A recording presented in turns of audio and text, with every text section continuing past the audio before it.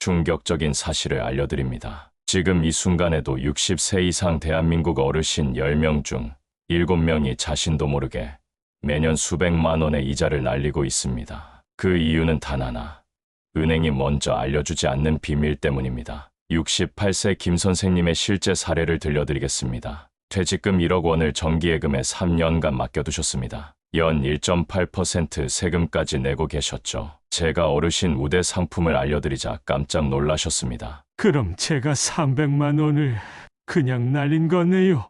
네, 맞습니다. 단 한 번의 상담으로 해결될 문제였는데 아무도 알려주지 않았던 겁니다. 30년간 은행에서 근무하고 지점장으로 12년을 일하며 깨달은 중요한 사실이 있습니다. 60세 이후의 예금 관리는 전혀 다른 접근법이 필요합니다. 그냥 오래 넣어두면 이자가 쌓이는 시대는 끝났습니다. 오늘은 은행에서 결코 먼저 알려주지 않는 어르신 맞춤 예금 전략을 낱낱이 공개합니다. 이 전략들만 알아도 같은 돈으로 매년 수백만 원의 추가 수익을 얻을 수 있습니다. 70세 박할머니가 저를 찾아오셨을 때 그분의 통장을 살펴보니 일반 정기예금에 4천만 원을 묶어두고 계셨습니다. 할머니, 알고 계셨나요? 대부분 은행들은 60세 이상 고객에게 추가 금리를 주는 특별 상품이 있답니다. 박할머니는 놀라셨습니다. 그동안 아무도 그런 말을 해주지 않았대요. 하지만 조건이 은행마다 다르고 상품마다 다르며 심지어 같은 은행 안에서도 지점에 따라 안내 방식이 달라요. 적극적으로 물어보는 분들만 혜택을 받을 수 있답니다. 제가 근무했던 지점의 어르신 전용 복리 정기예금은 일반 정기예금보다 기본 금리는 낮았지만 복리 구조와 어르신 우대금리 0.3%가 추가되어 장기적으로 훨씬 유리했습니다. 그런데 이 상품의 존재를 아는 고객은 소수였고 창구 직원들도 바쁘다 보니 잘 안내하지 않았습니다. 정보에 민감한 분들만 혜택을 챙겨갔죠. 예금 금리는 단순 숫자가 아닙니다. 복리인지 달리인지 세전인지 세후인지 만기 후 자동 재해치되는지 이 모든 요소가 중요합니다. 특히 연세가 있으신 분일수록 재해치 구조를 꼭 확인하세요. 자동 재해치될 때 우대 혜택이 사라지거나 세금 조건이 바뀌면 손해를 볼 수 있어요. 지점장님, 예금에도 세금 혜택이 있나요? 네, 어르신들은 일정 조건 충족 시 예금 이자에 세금을 내지 않거나 줄일 수 있어요. 세금 우대 종합저축은 65세 이상이나 장애인, 국가유공자 등이 이용할 수 있으며 이자 소득세를 15.4%가 아닌 9.5%로 낮춰줍니다. 비과세 종합저축은 일정 소득 이하 어르신에게 최대 3천만 원까지 세금을 아예 면제해줍니다. 정말요? 그럼 저도 세금을 안 낼 수 있는 건가요? 네, 가능합니다. 하지만 한도가 정해져 있고 가입 은행 수도 제한됩니다. 실제로 한 고객은 세금 우대로 가입했다고 생각했는데 창구 직원 실수로 일반 예금으로 처리되어 2년간 세금 혜택을 받지 못했습니다. 안타깝게도 본인이 챙기지 않으면 아무도 책임져 주지 않는 구조입니다. 지금 바로 자신의 나이, 금융자산 총액, 예금 상품의 명칭, 금리, 만기를 확인하세요. 그리고 어르신 우대 금리와 비과세 혜택 여부를 체크해보세요. 은행 상담 시 이렇게 물어보세요. 제가 67인데 이 상품이 어르신 우대 금리 적용되나요? 세금 우대 적용되나요? 만기 후 자동 재해치 시에도 같은 조건인가요? 이 세 가지만 물어봐도 대부분의 상품 구조를 파악할 수 있습니다. 요즘은 은행이 고객 자산을 적극적으로 챙겨주지 않습니다. 창구는 바쁘고 디지털 서비스가 늘면서 어르신들은 제대로 된 상담을 받기 어려워졌어요. 그래서 여러분 스스로 깨어 있어야 합니다. 많은 분들이 1년짜리 예금이니 1년 뒤에 확인하면 되겠지라고 생각하시지만 그렇지 않습니다. 대부분 정기예금은 만기 시 자동으로 재해치되는데 이때 금리가 달라지거나 우대 조건이 사라질 수 있습니다. 74세 이 선생님은 퇴직 후 3천만 원을 어르신 우대 정기예금에 넣으셨습니다. 첫 해엔 연 2.1%로 좋은 수익을 얻었지만 자동 재해치되면서 우대 금리가 빠져 이자가 10만 원 이상 줄었습니다. 뒤늦게야 그 사실을 알게 되셨죠. 예금은 그냥 넣어두는 게 아니라 주기적으로 점검하고 조정해야 합니다. 특히 60세 이후에는 금융소득이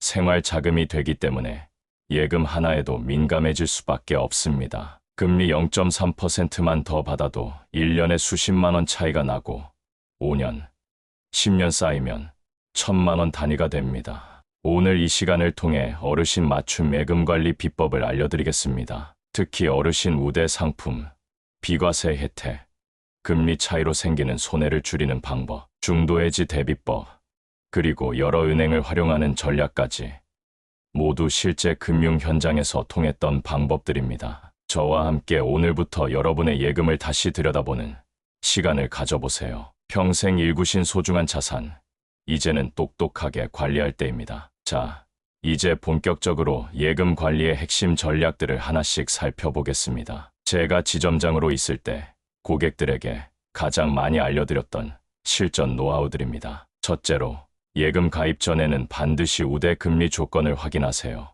은행들은 대부분 조건부 우대 금리를 설정합니다. 예를 들면 자동이체 등록 시 0.1% 우대, 인터넷 뱅킹 이용 시 0.1%, 급여 이체 시 추가 0.1%, 어르신일 경우 0.2% 등이죠. 이 모든 조건을 합하면 기본 금리보다 최대 0.5%까지 더 받을 수 있습니다. 그런데 이걸 모르고 아무 조건 없이 가입하면 기본 금리만 받게 됩니다. 지난달 만난 72살 정할아버지는 이 점을 모르고 계셨습니다. 4천만 원을 예금했는데 기본 금리 2%만 받고 계셨죠. 제가 어르신 우대 조건을 안내해드리고 상품을 바꿔 0.3%로 올려드렸더니 1년에 12만 원이 더 생겼습니다. 정할아버지는 이 돈이면 손주 용돈을 더 줄 수도 있겠네. 라며 기뻐하셨죠. 둘째, 금리 자체보다 중요한 건 세후 수익률입니다. 높은 금리처럼 보이는 상품도 세금이 붙으면 실질적인 수익이 훨씬 떨어질 수 있어요. 예를 들어 기본금리 0.2%인 정기예금은 세금 적용 시 약 0.86%의 실수령 수익이 됩니다. 반면 비과세 혜택을 적용받은 1.9% 금리의 상품은 실질적인 수익이 그대로 0.9%입니다. 숫자만 보면 낮아 보이지만 결과적으로 이익이 더 큽니다. 한 예로 68살 박 여사님은 6천만 원의 예금을 갖고 계셨는데 세금 때문에 매년 19만 원 정도를 손해보고 계셨습니다. 비과세 상품으로 5천만 원을 옮기고 나머지 1,000만 원만 일반 상품에 두니 세금 부담이 크게 줄었습니다. 셋째, 상품 가입 시점과 해지 시점을 전략적으로 조정하세요. 만약 시장 금리가 오르는 중이라면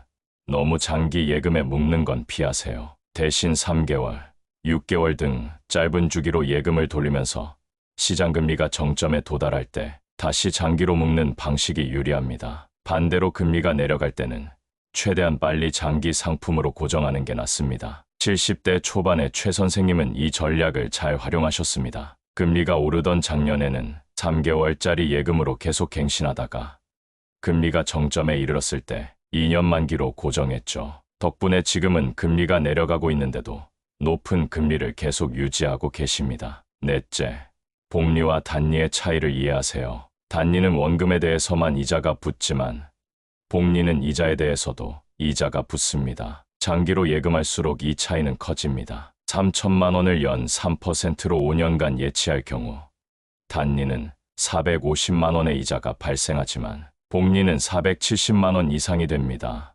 20만 원 차이가 나는 거죠. 69살 김 선생님은 이 점을 모르고 계셨습니다. 같은 금리라면 항상 복리 상품을 선택하라고 조언드렸더니 내가 그동안 얼마나 손해봤는지 모르겠네.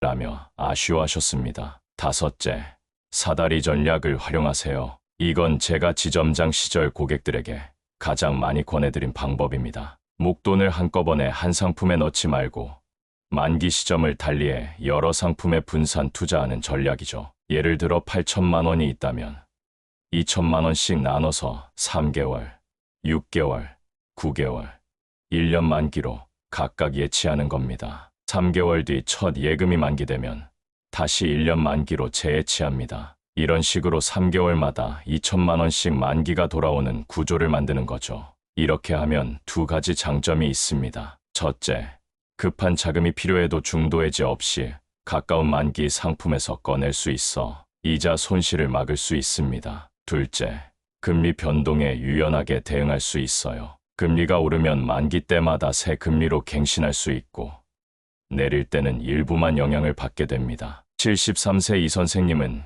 이 사다리 전략으로 자금을 관리하기 시작했습니다. 얼마 후 갑자기 병원비가 필요했는데도 중도해지 없이 예정된 만기 예금으로 해결하셨죠. 중도 해지했으면 50만 원은 손해봤을 거예요. 라며 만족해 하셨습니다. 여섯째, 중도해지 손실 구조를 반드시 확인하세요. 예금 상품은 만기 전 해지하면 약정 금리가 아닌 중도해지 금리가 적용되는데 이게 일반 금리보다 훨씬 낮습니다. 약정 금리가 2.5%라도 중도해지 시에는 0.8% 정도밖에 못 받는 경우도 있습니다. 실제로 76살 박할아버지는 1억 원을 정기예금으로 가입하셨다가 손자 결혼 비용으로 8개월 만에 중도해지하셨습니다. 본래는 230만 원 정도의 이자를 기대하셨지만 실제 받은 금액은 고작 50만 원 수준이었습니다. 약정 금리와 해지 금리의 차이가 무려 5배나 났던 겁니다. 일곱째, 비과세종합저축을 최대한 활용하세요. 만 65세 이상 또는 장애인, 국가유공자 등 일정 요건을 충족하면 예금 이자에 대해 비과세 혜택을 받을 수 있습니다. 15.4%의 세금 없이 이자를 온전히 받을 수 있다는 뜻이죠. 예를 들어 5천만 원을 예치하면 세전이자는 연 100만 원 정도입니다. 일반 과세라면 15만 4천 원이 빠져나가지만 비과세 적용 시 100만 원 전액을 받게 됩니다. 차이가 분명하죠. 여기서 주의할 점은 비과세 종합저축은 자동으로 적용되지 않는다는 겁니다. 반드시 고객이 신청해야 하고 비과세 한도인 5천만 원까지의 예치금만 해당됩니다. 더불어 한 사람당 한 계좌만 가능하며 여러 은행에서 중복 개설은 불가능합니다. 80살 최할머니는 이미 다른 은행에서 비과세 계좌를 개설한 사실을 잊고 또 다른 은행에서 가입하셨다가 나중에 세무서에서 연락이 왔습니다. 결국 두 번째 계좌는 일반 과세로 전환되었고 세금 혜택을 받지 못했죠. 여덟째, 디지털 채널을 적극 활용하세요. 요즘은 창구에서 가입하는 것보다 인터넷이나 모바일로 가입하면 금리를 더 주는 상품이 많습니다. 같은 은행, 같은 상품인데도 가입 경로에 따라 0.3% 차이가 나기도 해요. 72살 정 선생님은 스마트폰 사용이 서툴러 항상 지점을 방문하셨습니다. 그런데 제가 모바일 전용 상품을 알려드리고 손자의 도움을 받아 가입하시도록 도왔더니 연 15원의 추가 이자를 받게 되셨습니다. 이렇게 쉽게 돈을 더 받을 수 있다니 라며 무척 놀라셨죠. 아홉째, 복수 금융기관 분산 예치 전략을 써보세요. 한 은행에 모든 자산을 집중시키기보다 서로 다른 성격의 금융기관을 조합하는 방식입니다. 시중은행, 지방은행, 저축은행, 인터넷은행을 적절히 활용하면 금리, 안정성, 접근성 면에서 균형을 잡을 수 있습니다. 예를 들어 가장 안전하게 관리해야 할 기본 생활자금은 시중은행에, 중장기자금은 금리가 높은 지방은행이나 저축은행에 분산하는 방식이죠. 이때 예금자 보호 한도인 5천만 원을 기준으로 금융기관별로 나누는 것이 안전합니다. 75세 이 선생님은 1억 2천만 원 모두를 한은행 정기예금에 넣어두셨습니다. 제가 분산 전략을 제안해 5천만 원은 비과세 혜택을 받는 시중은행에, 2천만 원은 지방은행의 단기상품에, 나머지는 저축은행의 모바일 정기예금으로 나눠 관리하게 되었습니다. 결과적으로 연간 110만 원의 추가 수익이 발생했습니다. 마지막으로 만기 알림 서비스를 꼭 신청하세요. 많은 은행들이 예금 만기 일주일 전에 문자 메시지나 전화로 알려주는 서비스를 운영합니다. 이를 통해 만기 시점에 더 좋은 조건으로 갱신할 수 있는 기회를 놓치지 않을 수 있죠. 이 10가지 전략만 잘 활용해도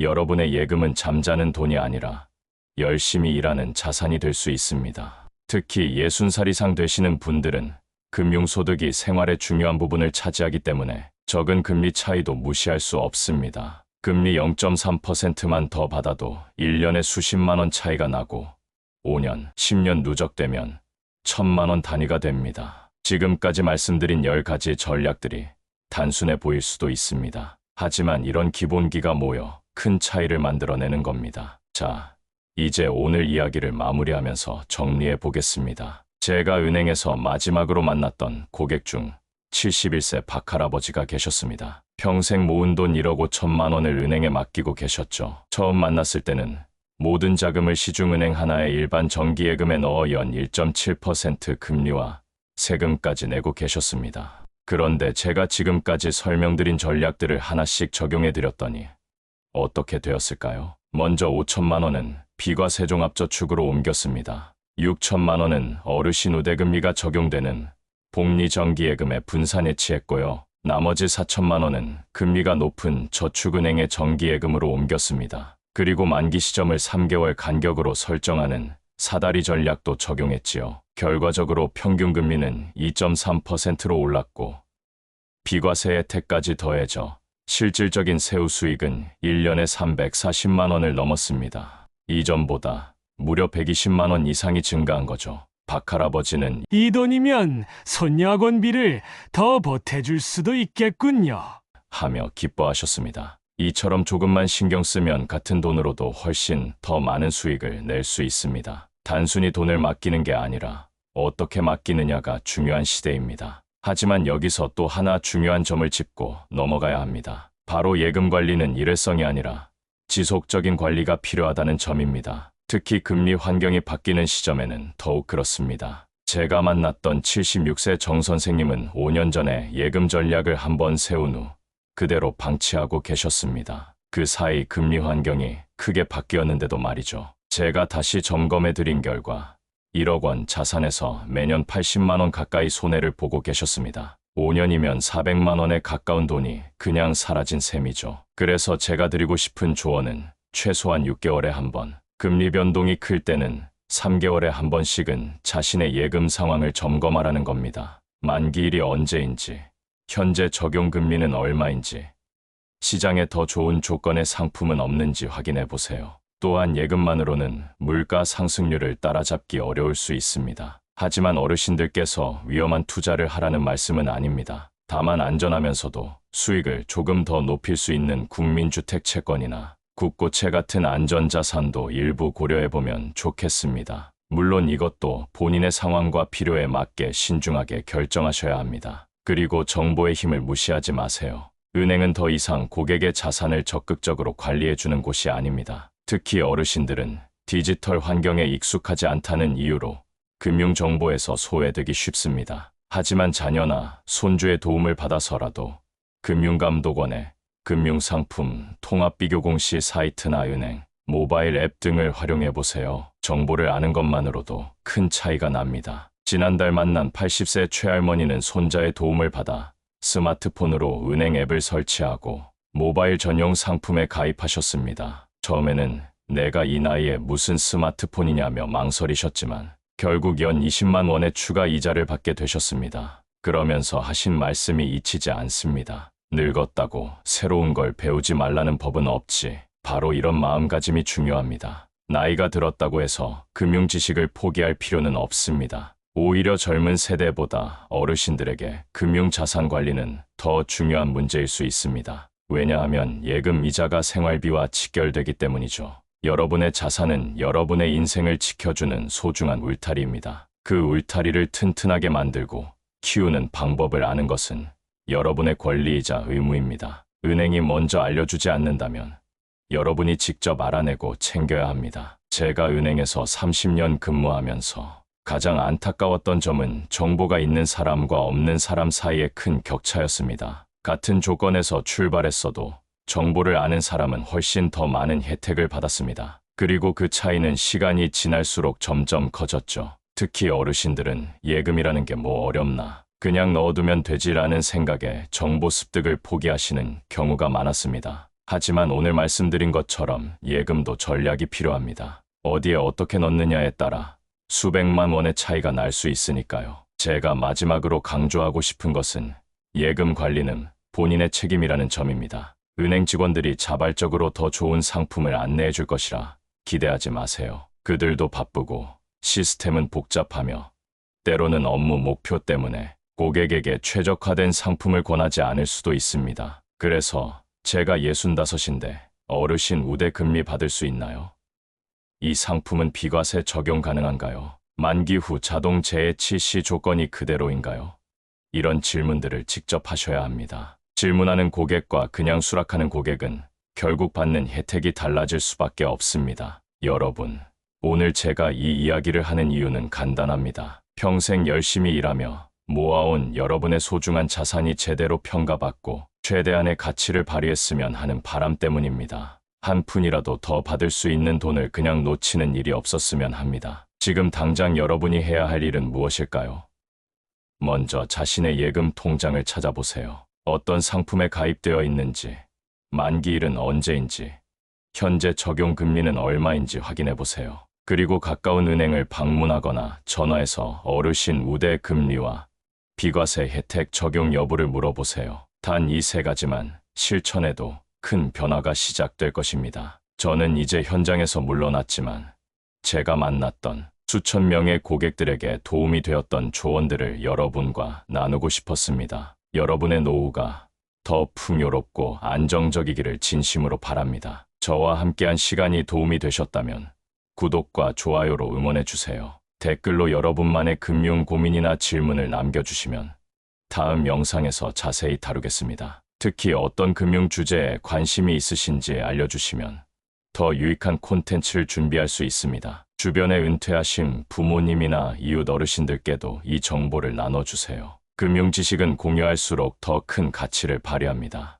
여러분의 작은 관심이 누군가의 노후 생활에 큰 변화를 가져올 수 있습니다. 오늘도 끝까지 시청해 주셔서 진심으로 감사합니다. 여러분의 노후가 더 안정적이고 풍요로워지길 진심으로 응원합니다. 감사합니다.